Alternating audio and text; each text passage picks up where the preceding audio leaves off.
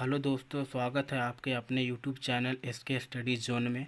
तो आज हम आप लोगों के बीच एक बेहतरीन स्टेनो डिक्टेशन लेकर आए हैं, जो कि सभी एग्ज़ाम के लिए बहुत महत्वपूर्ण साबित होने वाला है।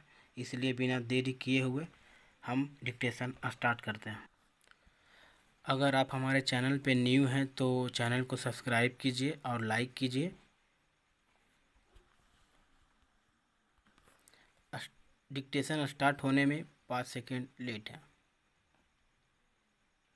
Ready, last ready and start. जब कोरोना संक्रमण की दूसरी लहर आई तो हरिद्वार में कुंभ के आयोजन और पश्चिम बंगाल में विधानसभा चुनावों को टालने की मांग बड़े जोर शोर से उठी थी। आशंका जताई जा रही थी कि इस तरह एक जगह भारी संख्या में भीड़ टूटने से संक्रमण की श्रृंखला तोड़ने में मुश्किल आएगी। इस तरह संक्रमण फैलेगा तो महामारी का रूप ले लेगा। मगर उत्तराखंड सरकार ने कुंभ के आयोजन को टालने के बजाय उसे सीमित करने का फैसला किया। वह पहले तो वहां पहुंचने वाले श्रद्धालुओं की कोरोना जांच को भी तैयार नहीं थी, पर अब ज़्यादा दबाव बना तो इसके लिए तैयार हो गई। फिर श्रद्धालुओं की जांच के लिए सरकारी जांच केंद्रों के अलावा कुछ निजी केंद्रों को भी जिम्मेदारी सौंपी गई। अब कुछ जांच रिपोर्टों में गड़बड़ी के तथ्य उजागर हुए हैं। निजी जांच केंद्रों ने फर्जी नाम, पते, आधार कार्ड, फ़ोन नंबर आदि दर्ज कर 1 लाख से अधिक जांच रिपोर्टें जारी कर दी। इससे संबंधित शिकायतों के मद्देनज़र भारतीय चिकित्सा अनुसंधान परिषद ने मामले की जांच के आदेश दिए। अब हरिद्वार के जिलाधिकारी ने इसकी छानबीन के लिए एक समिति गठित कर दी है। समिति की जांच के बाद ही हकीकत सामने आएगी, पर इससे कोरोना संक्रमण रोकने को लेकर हुई गड़बड़ियों और मनमानियों पर स्वाभाविक ही एक बार फिर सवाल उठने शुरू हो गए हैं।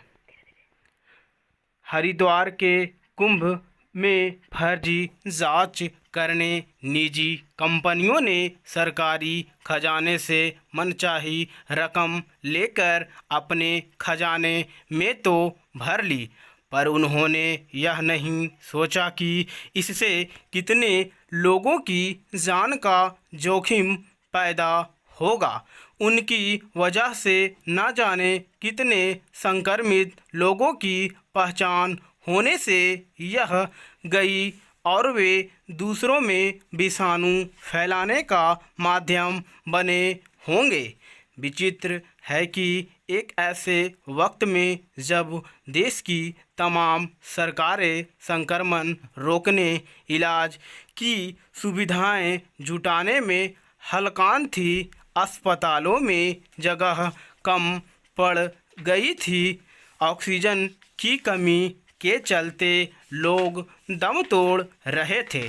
तब हरिद्वार में कुछ निजी कोरोना जांच केंद्र अपनी जेबें भरने के लिए फर्जी बाड़े में जुटे थे। हालांकि हरिद्वार कुंभ में हुआ फर्जीवाड़ा कोई अकेला मामला नहीं है। उत्तर प्रदेश में भी कोरोना से जुड़े उपकरणों और दवाओं, ऑक्सीजन सिलेंडरों आदि की खरीद को लेकर भारी पैमाने पर घोटाले के आरोप लगे। बिहार में भी जांच और इलाज आदि में फर्जीवाड़े के आरोप लगे। इसी तरह कई राज्यों में अस्पतालों में बिस्तर उपलब्ध कराने ऑक्सीजन सिलेंडर दिलाने, जरूरी दवाएं उपलब्ध कराने आदि में घोटाले के आरोप हैं। उनके दवा विक्रेताओं को दवाओं के अवैध भंडारण और मनमानी कीमत पर उन्हें बेचने के आरोप में गिरफ्तार किया गया। मानवीय तकाजा है कि आपदा के समय लोग एक दूसरे की मदद करें। इस महामारी के दौर में बहुत सारे लोगों ने व्यक्तिगत और सांगठनिक स्तर पर सराहनीय काम किए, जिससे सरकारों को इस समस्या से पार पाने में मदद भी मिली। मगर जिन्हें सिर्फ अपनी जेबें भरने की चिंता होती है, वे भला किसी की जान की भी परवाह कहाँ करते हैं। अब मध्य प्रदेश से खबर है कि वहाँ के कई शहरों में कोरोना काल में धड़ाधड़ अस्पताल खुल गए, जिनमें जरूरी सुविधाएं तो दूर, चिकित्साकर्मी तक नहीं थे।